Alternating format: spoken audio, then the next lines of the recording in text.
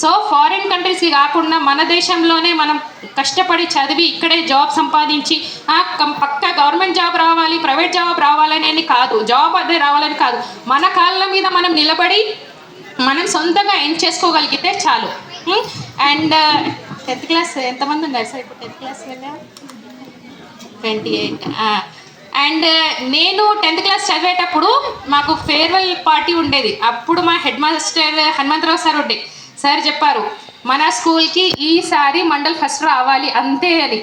So ఆ రోజు నుంచి నాకు సార్ చెప్పారు మన స్కూల్కి మండల్ ఫస్ట్ రావాలని.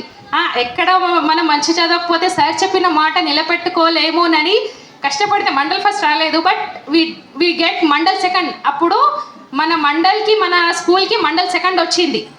సో మీరు కూడా ఇప్పుడు చదివే 10th క్లాస్ స్టూడెంట్స్ ఎవరైతే ఉన్నారో అన్ని ప్రైవేట్ స్కూళ్ళకి ధీటుగా కూడా మన స్కూల్కి మార్క్స్ రావాలి. సో 10th క్లాస్ ఎవరు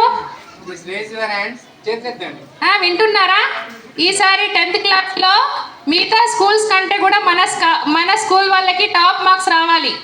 మీరు అలా చదవాలి. నేను ఇప్పుడే చెప్పాను కదా, ఎప్పుడు పక్క స్కూల్స్ని పక్క వాళ్ళని చూసి మనం భయపడవద్దు. మనం చేయగలుగుతాము అనుకుంటే definitely we can do. But ఊరికే ర్యాంక్స్ అవి రావు, కష్టపడితే వస్తాయి. మీరు కష్టపడినప్పుడు అన్నీ మీకు సహకరిస్తాయి. లేదు నేను కష్టపడకుండా అన్ని ర్యాంక్ కావాలి అనుకుంటే రావు.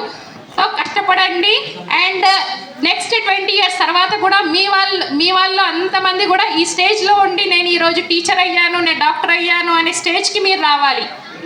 అండ్ ఈరోజు నన్ను ఇక్కడ పిలిచి ఈ అవకాశం ఇచ్చినందుకు చాలా చాలా సంతోషం sir. Thank you very much sir.